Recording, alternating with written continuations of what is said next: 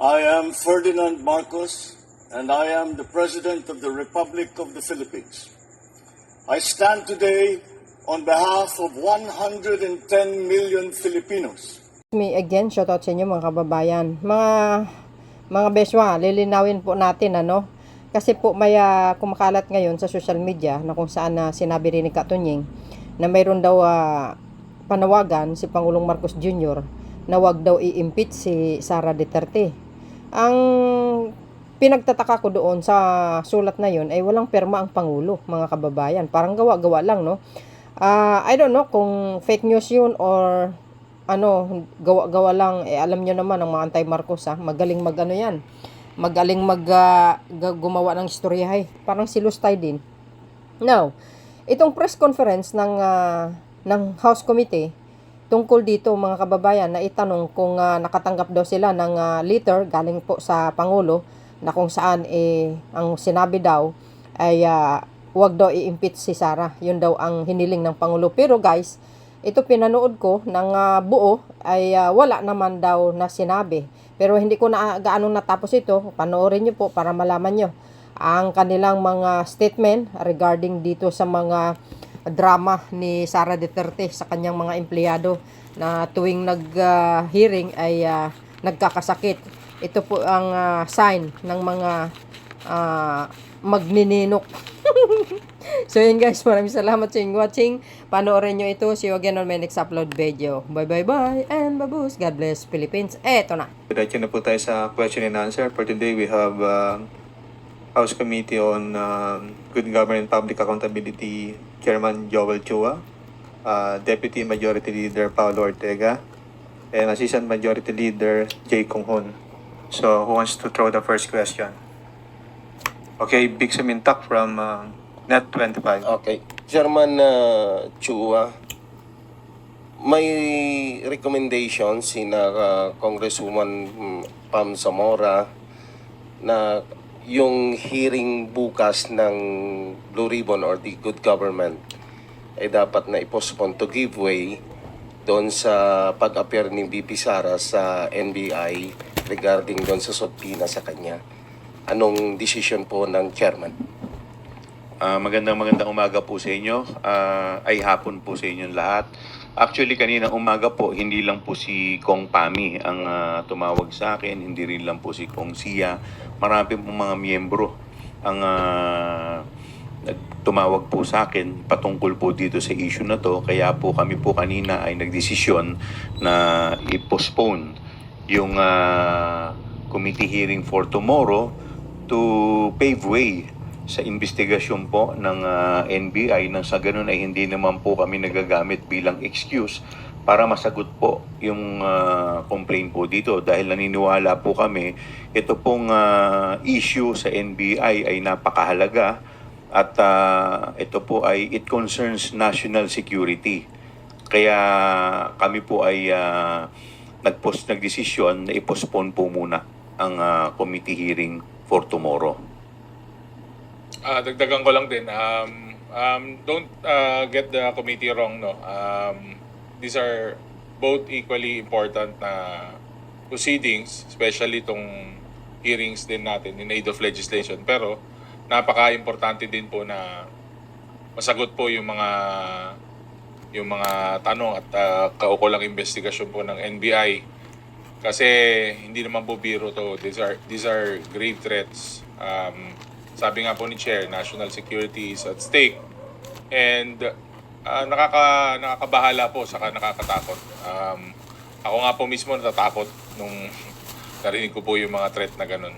So, dagdag ko lang po. Salamat. Well, ayaw nating maging rason, no?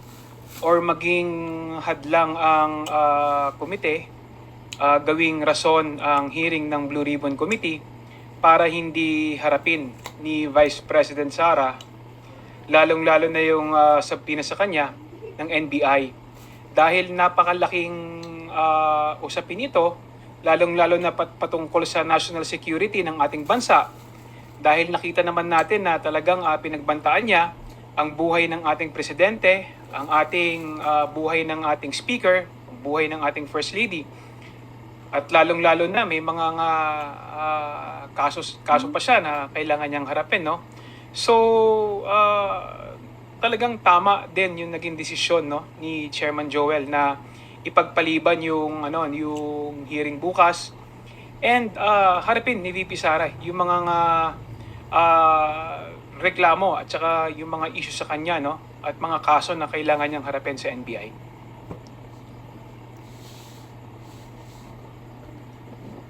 Sir, ako na lang. Sir, nakarating na ba sa House leadership yung sinasabing report na mismong si President Marcos? I-quote ko na lang po yung kumalat na mga text messages. In the larger scheme of things, Sara is unimportant, so please do not file impeachment complaints. It will only distract us from the real work of governance, which is improve the lot of all Filipinos. Ito daw yung message ni Presidente sa House leadership. Actually, hindi ko pa po alam yan. Wala naman po akong nare-receive na communication from the House leadership. Sa ngayon po, ang naging concern lamang po namin ay yung issue po dito sa hindi po pagharap ni VP sa NBI dahil ang ginagawa nga pong rason o dahilan ay ito pong aming committee hearing. Well, no, wala tayong kasiguruduhan, ano, kung saan nga po nanggaling yung text messages na yan. Pero kung ang pinag-uusapan impeachment, lahat naman ng tao, no, may karapatan na mag-file ng impeachment. At siguro nasa kanya-kanyang konsensya na yan, no, ng mga bawat miyembro ng Kamara kung susuporta sila sa impeachment na may magpa-file, dahil siyempre hindi naman natin po pwede ring pigilan, no, ang mga miyembro ng Kongreso pag merong gustong miyembro na sumuporta sa isang impeachment complaint.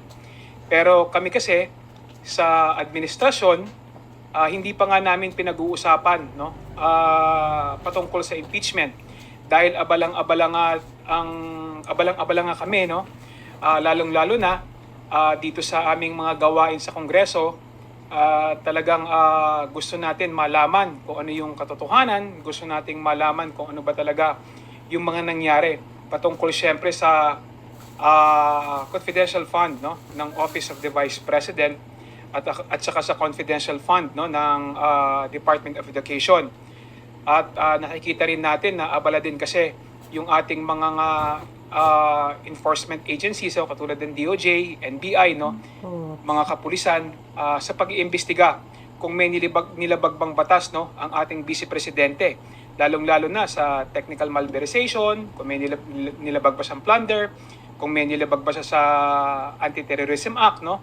So tingin namin yun ang mas importante na kailangang bigyan ng importansya yung mga reklamo na yon sa ating Vice Presidente. Ngayon po ang panahon na pinakamadami pong ganyan, yung mga balibalita sa mga maririnig natin na kung ano-anong sinabi ng ganito, balita ni ganito.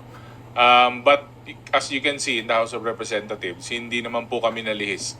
Hindi rin po kami natamaan ng mga iba't ibang diversionary tactics. Kahit na marami pong balita sa labas, marami pong noise coming from the outside, the House of Representatives has been very consistent that we were focused on issues of legislative inquiry, issues po dito sa mga hearings natin. And we will continue to do that, no? Siguro po kailangan ma-verify din po yung mga kumakalat na information na yon. But as far as the House is concerned, as far as kasama po namin si Chairman Joel, at nakafocus po kami dun sa mga iba't ibang hearings, hindi lang po sa Blue Ribbon, but also the Quadcom. So, yun lang po. Salamat. Thank you. Next question from Sandro Chona from Billionarian, then followed by Marin Enriquez from TV5. Sir, kailan po, ano pong mangyayari kay Zulaika Lopez? Kasi mapapaso po yung contempt orders sa kanya on Saturday. Well, actually, humihingi pa kami ng update sa SAA, sa Sergeant at Arms para ma-verify po yung talagang health condition ni Attorney Lopez.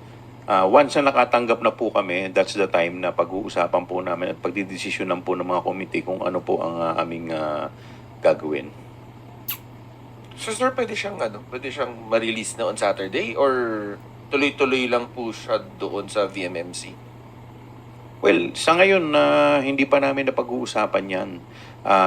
Ang natakil pa lang po kanina is yung issue para po bukas. So siguro once na nakatanggap na po kami ng report from the Sergeant at Arms, that's the time para tayo po ay i-report din natin to sa mga kasama rin po natin sa committee. In addition dun sa sinabi ni Chair Joel, no, you have to understand, no, na hindi ito desisyon lamang ng isang tao. Kailangan pagdesisyonan din ito ng isang buong komite, which is the Blue Ribbon Committee. Kailangan ding makuha din natin yung recommendation galing sa Office of the Sergeant at Arms kung ano talaga yung kalagayan ni Attorney Lopez, at kailangan din makausap yung mga doktor niya para malaman din kung ano ba talaga yung totoong medical condition niya.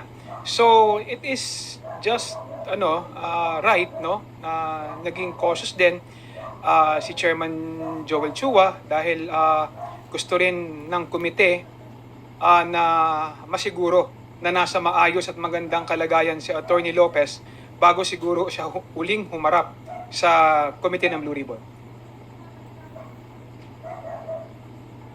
Thank you, Sandro. Marian? Sir, sorry, natanong ba kung kailan po i-schedule itong ating good government hearing? Sa ngayon wala pa. Chine-check pa namin yung schedule. Kasi sa totoo lang, ngayon ang nakapokus din po ako dahil nagkaroon ng isang malaking sunog sa distrito ko kagabi. Kaya medyo yun muna ang pinagtuunan ko ng pansin ngayon.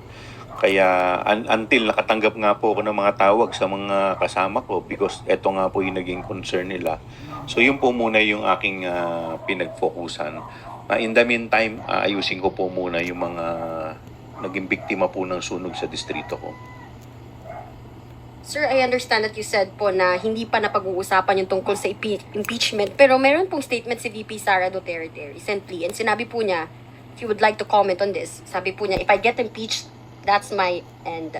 Gumastos at magwaldas ng pera ng gobyerno para impeach ang Vice President, para pagtakpan ng kakulangan at pagsisinungaling ng ating administrasyon, pagtakpan na yung mga pangako ay napako at babanatan nila ako. They can try and then let's see. Well, it's another diversionary tactics ng ating Vice Presidente, no?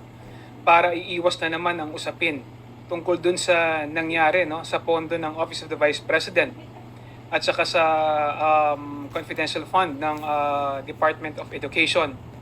Ang pakiusap ko lang, sana mag-concentrate tayo doon sa kung ano ba talaga yung tunay na usapin. Ang tunay na usapin dito is may nawawalang pera ng ating gobyerno, hindi naging tama yung paggastos, nagkaroon ng kapabayaan sa pag-handle, no, ng confidential fund ng Office of the Vice President at saka ng Department of Education, at kailangan may managot dito.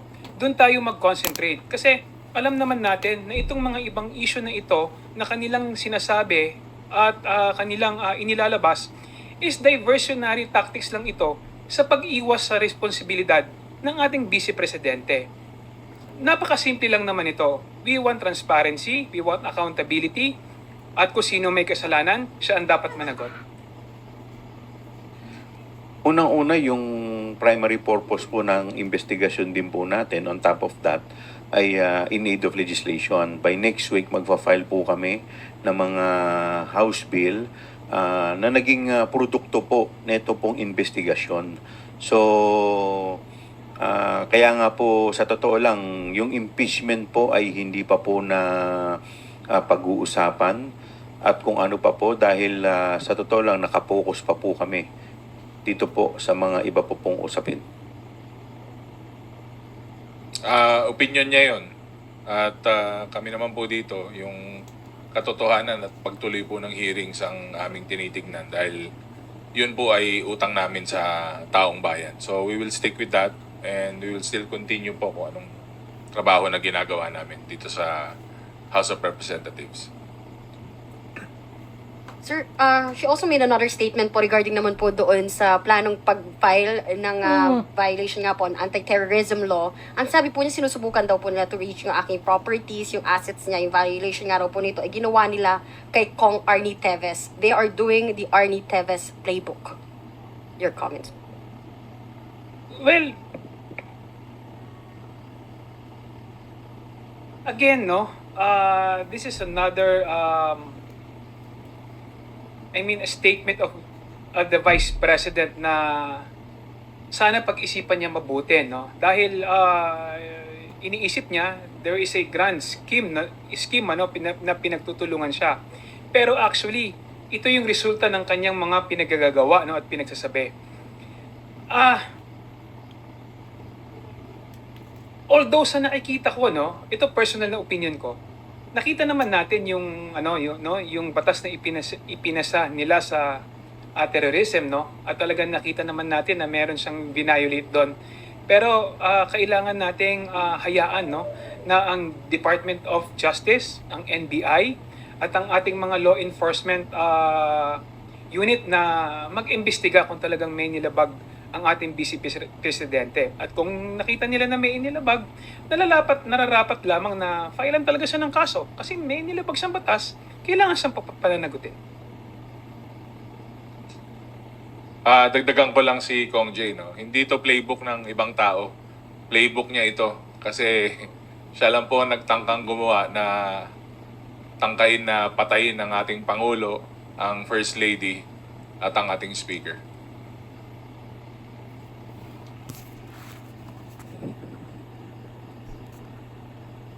Sir, kasi thank you so much. Pero regarding lang po ulit dun sa impeachment complaint, you mentioned po before, I think a month ago, Chair Chua, na may nakikita kayong grounds kay VP Sara nga po sa hindi pag-explika ng itong mga confidential funds. I think you mentioned about graft, corruption, and betrayal of public trust. Do you still hold this same sentiment pa rin ba?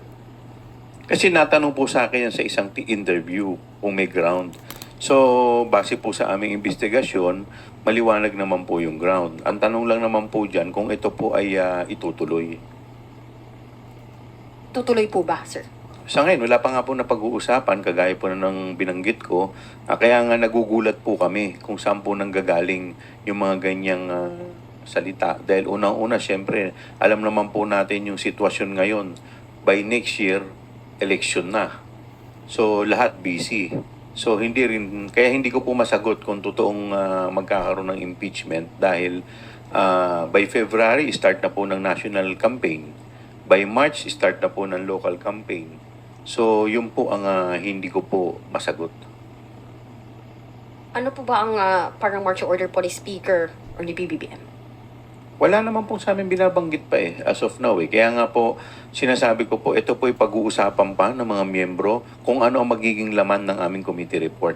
But definitely, magiging laman po niyan ay yung mga batas na amin pong napag-usapan na siguro kailangan maging priority bill po para po maiwasan na po yung mga ganitong klaseng problema in the future.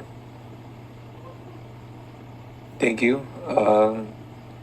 Joy Cantos from Filipino Star, you're recognized. Good afternoon po, sir. Sir, the rift between the President and the Vice President, do you think it could lead to political crisis? Bumabagsak. Maganda na po yung economy natin. Nagkakaroon na naman po ngayon ng downfall sa investment sa stock market dahil po dyan sa issue na yan. Yung rift siguro, hindi ko alam kung proper word yung rift. Pero definitely, iba naman po yung nag-aaway sa inaaway. So, ang pananaw ko po dito kasi inaaway nila yung Pangulo eh. So, kitang-kita naman po, it's very obvious na sisi dito, sisi dyan. Pero at the end of the day, we all should be accountable for our actions. And as we all know the President, alam naman po natin yung Pangulo, talagang kung pwedeng magtrabaho na lang siya, magtatrabaho na lang po siya para sa ikagaganda ng bansa. Pero syempre, he won't take this sitting down.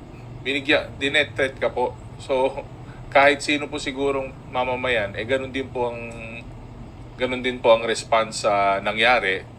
But again, I think the president is working and he feels na he should be above itong mga nangyayari ngayon, but tao lang po siya. So kailangan niya pong magtrabaho para nga po, yun nga, masolusyonan pa rin, at kung magkaroon man ng, kung parang ang tingin ng tao political crisis, naka-back up po, saka steady po yung foundation natin, especially po sa ating economic sector. Alam po ninyo, ako sa totoo lang nalulungkot po ako dahil nung ako po'y nagsimula dito sa Kongreso, ako po'y hindi kabilang sa kanilang partido. Hindi po ako kasama sa unit team. Kaya lang po, ako po bilang isang mambabatas, ako po kasi naniniwala na lahat po tayo, people have spoken, nagsalita na po ang tao nung eleksyon. Dapat po lahat kami, we should rally behind the president. Why? Because kung ang presidente po ay naging matagumpay, ang bansa po natin na makikinabang. Tama. And it will redound to the benefit of the people. Correct. Pero kung ang presidente po ay hindi naging matagumpay, ang kawawa rin po ang bansa natin. Tama. Paano kasi nanggugulo yung mag-amang Duterte na yan? Nagsimula lang naman lahat ng kaguluhan na ito noong mangarap ang ating vice presidente na maging presidente ng maaga. Nung mangarap ang former president na paupuin yung kanyang anak na maging presidente kaagad. Doon naman nagsimula lahat ng ito. Nakita naman natin ng ating presidente, si Presidente BBM, napakamahinahon na leader, napakamahinahon na tao dahil yan yung kanyang personalidad. Hindi pumapatol sa kahit anumang usapin na tingin niya makakasakit, no, sa ekonomiya ng ating bansa. Nakita naman natin ang pagtatrabaho ng ating presidente kasama ng ating speaker. Wala silang ibang gustong mangyari kundi umangat, no, ang kabuhayan ng ating mamamayan. Kung wala lang sanang maagang nangarap, wala lang sanang maagang nag-ambisyon na maging presidente, tahimik naman ang lahat. Tama. No? So, yung mga nangyayaring usapin na ito ngayon, alam naman natin pare-parehas kung ano yung pinagmulan. No? Vice President, yung daw sinabi po niya ay ano lang, conditional threat without place. OA daw po yung mga nagre-react. Actually, wala naman pong conditional threat sa batas. Ang threat is a threat. So, kung ano man po yun, tsaka lahat naman po tayo siguro napanood natin. So, medyo disturbing po talaga. At tsaka talagang worries. Nakakabahala po talaga yung mga binitawan na salita. Kaya nga po kami po sa mga kasama po natin dito sa committee, ito'y binibigyan namin ng top priority. Dahil buhay po ng Pangulo ang nakataya dito. Prepare po ng military junta kasi between the President and the Vice President, meron pa rin pong sumusuporta sa, nakikisimpatize sa Vice President, although maliit lang na portion sa among the junior officer po ng AFP. Yung pong smoldering hatred niya, do you think it could fuel rebellion? Kasi po in other countries kasi yung massive na mga ganyang issue po ay lumalaki. Opo, yung mga resentment, pero although dito wala namang gano'n po maliban lang dun sa mga ka-DDS. Well, naniniwala tayo sa professionalismo ng ng ating armed forces. At nakikita naman natin 'yan sa mga sinasabi, no, ng ating sa liderato ng armed forces na dapat hindi sila idinadamay, no, sa away politika dito sa ating bansa. They are here to protect the people, they are here to protect the Constitution, At sana i-spare na lang natin sila sa mga ganitong klaseng usapin at wag na lang natin silang idamay, no? Katulad ng mga binitawang salita ng ating former president na talagang alam natin na mali at hindi katanggap-tanggap at nakakapagbigay ng ng dibisyon, no, sa ating bansa. So nagpapasalamat ako sa leadership ng military, sa kanilang profesionalismo, at talagang sana ipagpatuloy nila yung pagtatanggol sa konstitusyon at pagtatanggol sa ating mamamayan. Nung isang araw po, napakinggan ko po yung statement ng dating PDEA chief, si Colonel Junicio ba yun? Maganda po yung kanyang sinabi na ang mga military po, ang kanila pong loyalty ay nasa konstitusyon. Ako po'y naniniwala na hindi naman po sila magpapagamit sa politika at lahat naman po ang mga military natin ngayon, ako po'y naniniwala ay mga professional. At the end of the day, ako po ay malaki po ang tiwala namin na ito po ay hindi mangyayari. Thank you. Sandro Ochoa from Billionaire TV. Sir, follow up lang ako. Sir, ano pong thoughts ninyo as lawmakers na merong civil society, merong civil groups who would want to file impeachment complaint versus VP Sara? Kagaya po ng kaninang binanggit ni Congressman Jay Kung Hoon na lahat naman talaga ay karapatan ito eh. At the end of the day, syempre, lahat ang mga opinion ng bawat isa, bawat sektor, dapat respetuhin po natin.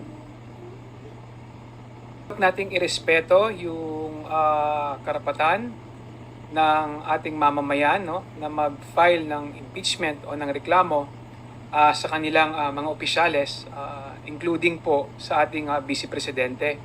Hindi po natin ito kailangan saklawan at kailangan din nating igalang kung meron man sa Kongreso, no, mga na miyembro ng Kongreso na mag-i-endorso nito. Pero kung kami tatanungin ninyo kung meron bang stand ang administrasyon ng Kongreso sa pangunguna ng ating speaker, wala po, hindi po namin yan na pag-uusapan. Kung meron bang iniutos o sinasabi sa amin, again, hindi po namin yan na pag-uusapan.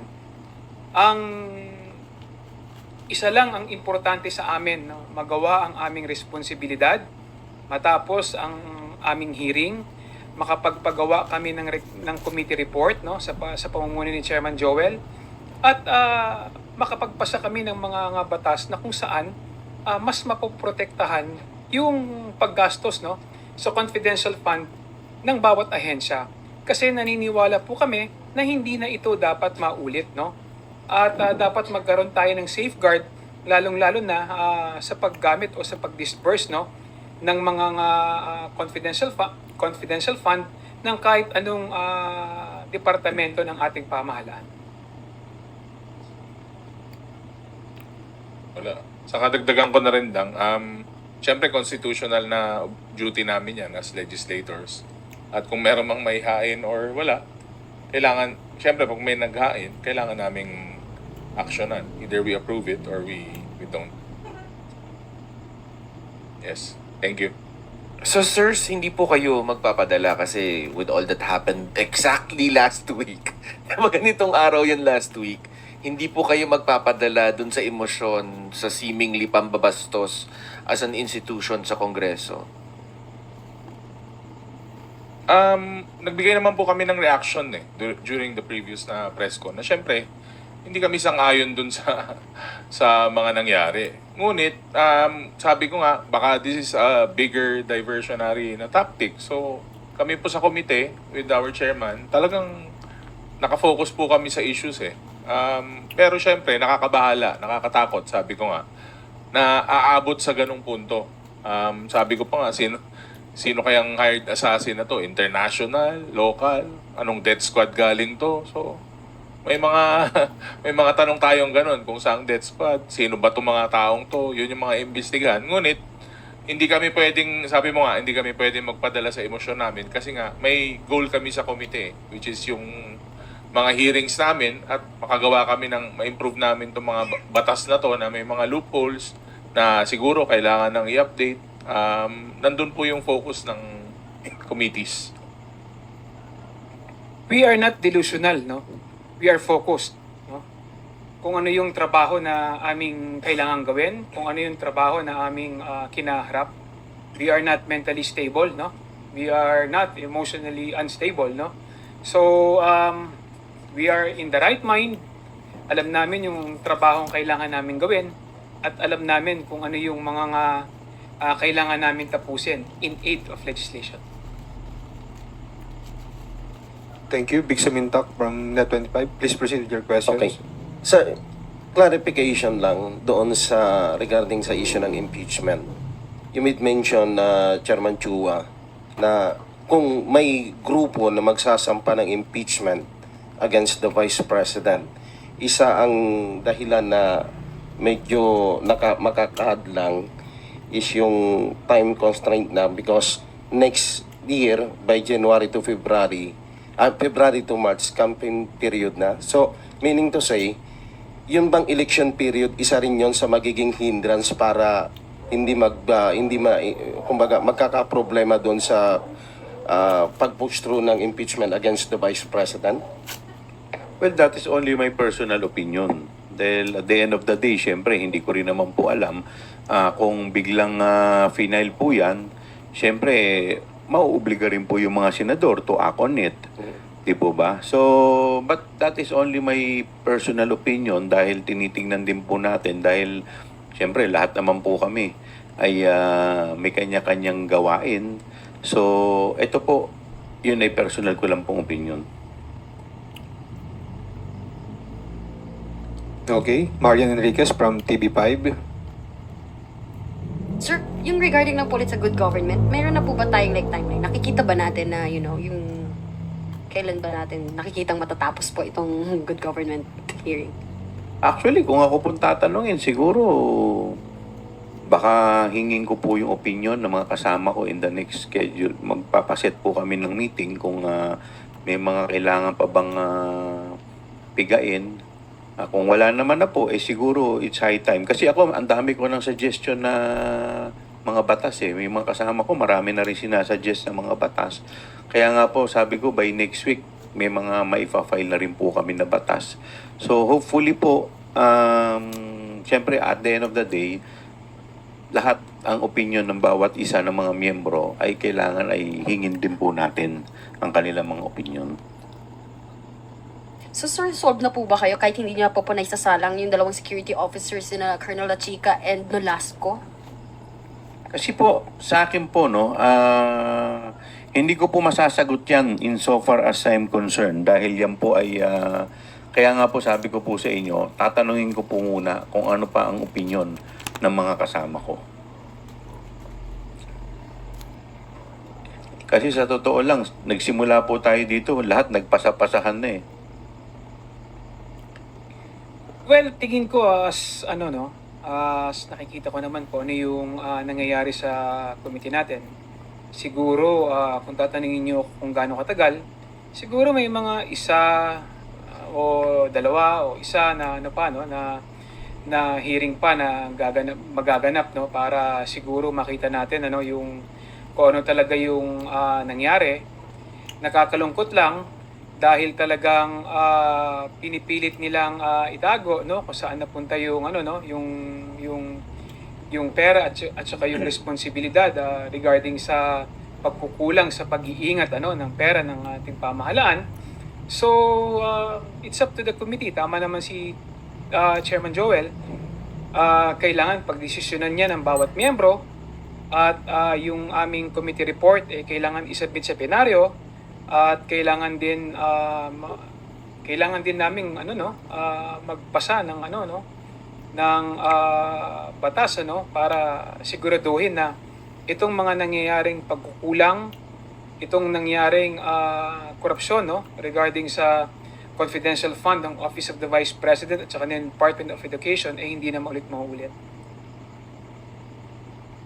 Sir, clarify lang, you mentioned earlier po, doon sa start pa lang po ng press con natin na pinopostpone po natin yung good government hearing tomorrow to pave the way for the NBI investigation. Nang sa ganon, ay hindi kami nagagamit bilang excuse para masagot ang complaint dito. Yun nga yung invitation kay VP Sara. What made you say po na nagagamit po kayo? Kasi di po ba nagkaroon po siya ng press con at sinasabi niya kaya hindi siya pupunta bukas sa NBI dahil meron daw po siyang committee hearing na atenan. Kaya nga po, yun nga po yung pinarating sa akin ng mga kasama ko na para ang nangyari kami pa ang nagiging dahilan para o nagiging excuse para po hindi siya maka-attend. Now, to pave way, para hindi naman po, kasi alam po ninyo yung issue po dun sa NBI ay mabigat po. It concerns national security po. Kaya po, kami po ay magbibigay po kami nang sa ganun ay hindi na po kami magamit na dahilan para hindi po siya makarating bukas. Any message po to VP Sara Duterte?